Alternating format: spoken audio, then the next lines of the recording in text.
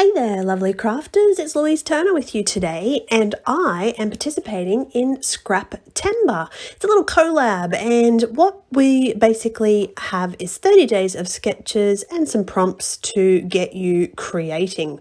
So I've shown you the sketch that I'm working with, and I am using the prompt mixed media. So this is quite a challenge for me, and just to make it even more challenging, I decided that I was going to use pink and gold. I'm not a pink scrapper at all.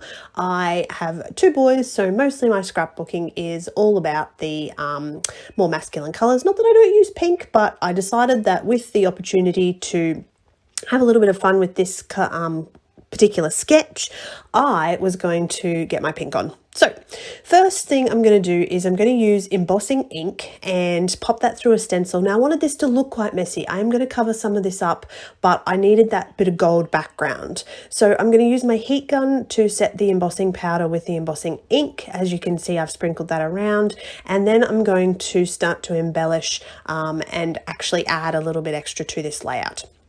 So once that's all dry, the next thing I'm going to do is add some gold splatter. Of course, because this is mixed media, I definitely needed some splatter. I needed that little bit of extra to go with my gold embossed background. So lots of gold splatters, and I'm going to let that dry and come back and start to embellish. Now you can see that I've fussy cut some butterflies. These are actually from a Vicky Bouton collection, these papers and collectibles. I love Vicky Bouton, so of course that's what I'm going to go with. Now, as you can see, these photos are of my bestie and I. We had a pink day at the races, so I cut out some little circle photos, and I'm going to mount those onto the papers as well. And then I'm going to start to build a background around in that gold section. So I've got a couple of other things. I've got this wonderful title that I wanted to use, and I've got a Charms Creation, which is a fabulous Australian company that hand makes their own embellishments.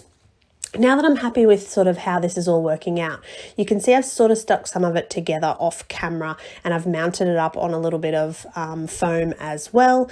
And then I wanted to just add a little bit more into the background, so some more texture without getting too involved. I'm having a little bit of trouble with my cheesecloth at the moment. So this is just ordinary old cheesecloth that I pick up at the discount store, and you just have to sort of mess it up a little bit, and it adds that little bit of interest into that background as well.